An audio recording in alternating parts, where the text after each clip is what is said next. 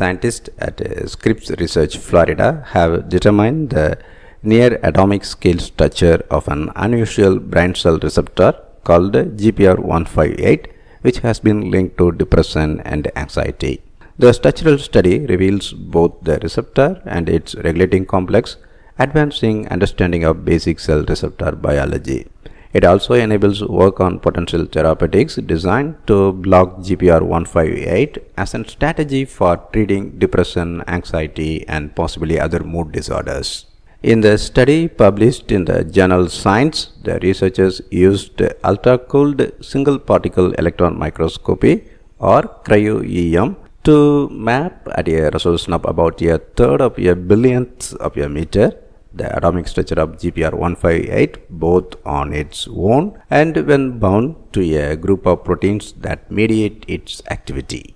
Clinical depression, also called major depressive disorder, is estimated to affect roughly 20 million people in the United States in any given year.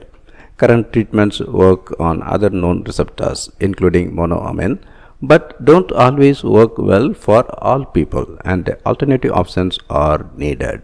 Researchers found in a 2018 study that GPR158 is present at unusually high levels in the prefrontal cortex of people diagnosed with major depressive disorder at the time of their death.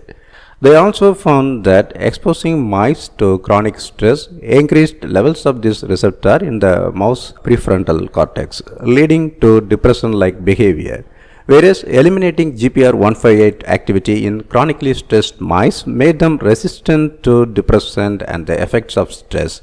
Additionally, the activity of GPR158 receptor has been also linked to prostate cancer. Historically, GPR158 hasn't been easy to study. It is called an urban receptor because scientists haven't yet identified the molecule responsible for turning its signaling function on in a manner similar to flipping a switch. The receptor is also considered unusual because in the brain, unlike most receptors in its family, it exists in close association with a protein complex called the RGS signaling complex. RGS is short for regulator of G protein signaling, and it acts as a powerful brake on cellular signaling.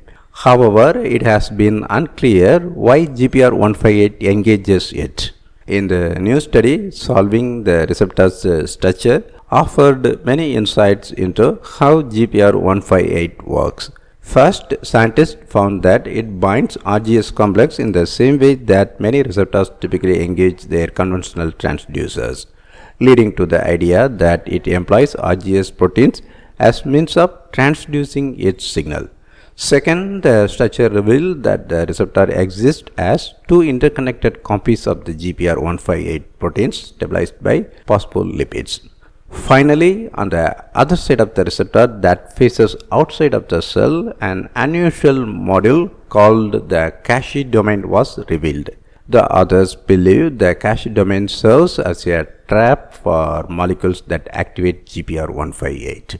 Cache domains have never been observed in these types of receptors before, demonstrating the unique biology of this orphan receptor.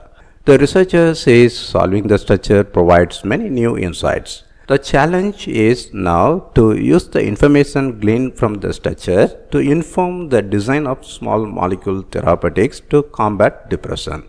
This study was made possible by the latest technological advances in microscopy, including freezing proteins at ultra-cold temperatures and examining their organization through the lens of powerful microscopes, a technique called cryogenic electron microscopy or cryo-EM.